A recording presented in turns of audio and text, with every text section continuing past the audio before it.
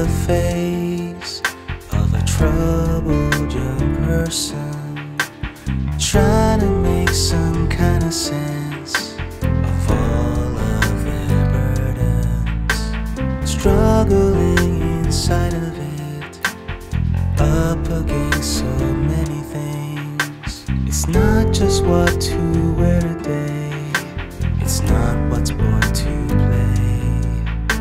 Somebody's lying to you, now somebody's crying. Do you see, now somebody's dying for a lie, somebody's lying.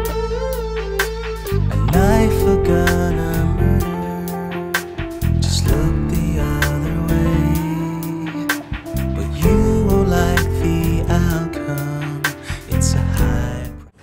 As a result of Rita and Katrina, we stayed in here for 15 and 16 days. At that time, I believe, was 79-year-old mother, I had to rescue her because we built this dwelling as new structure in 1991 when it passed the last inspection. We come to find, as a result of Rita and Katrina, this whole area was decimated and torn down. This used to be my business, and this was the home that I built after going to school for architecture and construction at Regional in Sidney Collier. As a result of us being forced evacuated, the director of Homeland Securities had a meeting with Senator Dorson because they had me as an address living in a shelter in Monroe. By them losing the paperwork and whatnot, gave me no recourse of deadline. They promised Senator Dorson that I would be contacted and they would keep their word to no avail. When we approached them about it in the city, all we get is, I guess, sympathetical gestures. We have no money. We have to basically pillage for materials, and only labor you have is the slave labor of yourself. I cannot tell my mother that her life accomplishment is destroyed as a national disaster and literally your country has betrayed you. I've left my phone number to all entities, 504-228-1961, as a plea for help. Any help from anywhere, to no avail. And I don't understand. It has taken me, I don't know what you would call the psychological ramifications. I have no idea. I mean, I am totally exhausted and bewildered because nothing has been done. And when you gather your sense of what your parents and forefathers have died for what? This is where we are. This is my life. I'm a lost piece of paperwork that no one wants to acknowledge to say that they made a mistake. It's not right. Somebody's lying? Somebody's lying.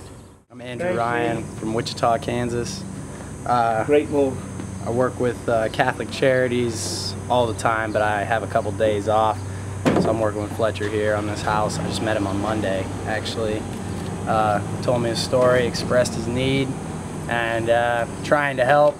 This is a massive job, though. I'm floored by how big it really is. I mean, like, I do this every day, rebuild houses for Catholic Charities, and this is a job unlike I've seen at all. It's emotional. It's like, I normally don't ever get like that, ever. And it's like I see this is like the great despair, like that you see in the city that you hear about, and I'm normally seeing the happy stories of, oh, we finally got help, we got help.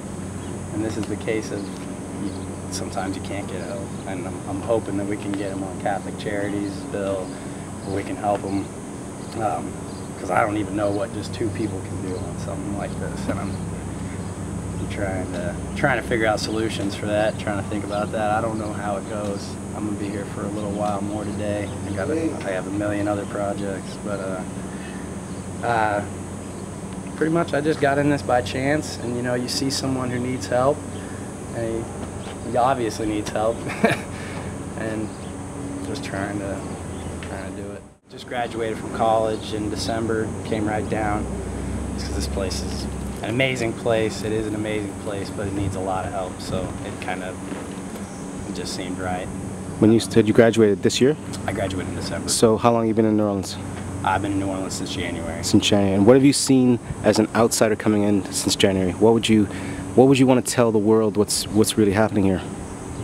Well, there's a lot going on. I mean, the government, as Fletcher said, the government has failed immensely, but at the same time, the people have risen up to a large extent and have supported the people. I mean, I see volunteers every week. We just had 10 kids here right before you came. They just left. But I mean, I've seen that, and that's a very hopeful thing, to see what the people can do. And I see that all the time.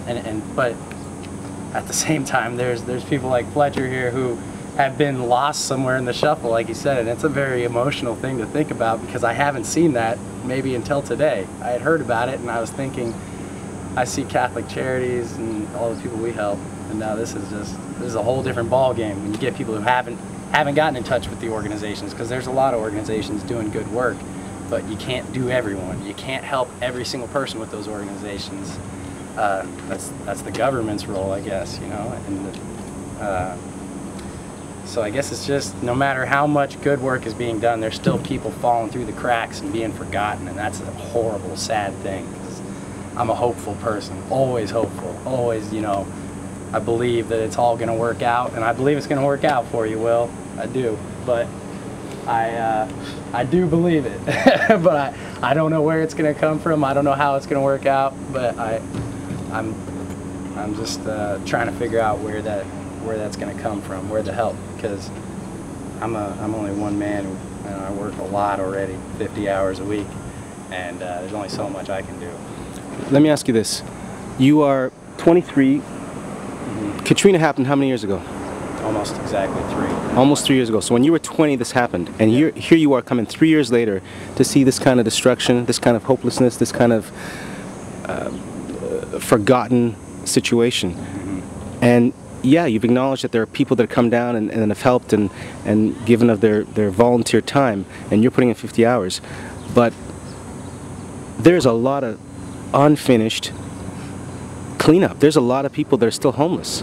Yeah. And what would you, how do you say to the government, you know, put money here versus the war, versus these other situations where money just seems to be coming out of nowhere to other people that aren't even Americans? Yeah, I think that's it's pretty obvious where the money should go, you know, to the people down here, you know, and if the government was more wise with the money they spent in the first place, even just the stuff that stayed in this city. I mean, they paid ungodly amounts to put the blue tarps on the roofs. I've heard numbers like $75 a square foot, and I know damn well the people who put that down, I've heard that they got maybe $2 a square foot in the final, you know, and when it got subcontracted.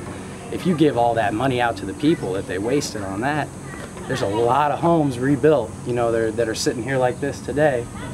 And that's just one case, the blue tarp, one case. How many other cases like that? So there's millions. Excuse me for just 1 minute. I didn't want to break up your interview.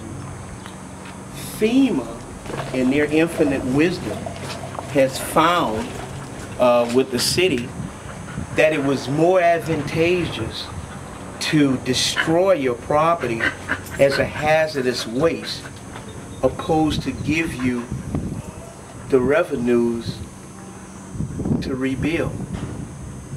It is better to say that your property is a contaminant waste, which you've worked 30, 40 years for. My credit is excellent. I challenge anyone to look up my credit profile for 27 years and find a late payment.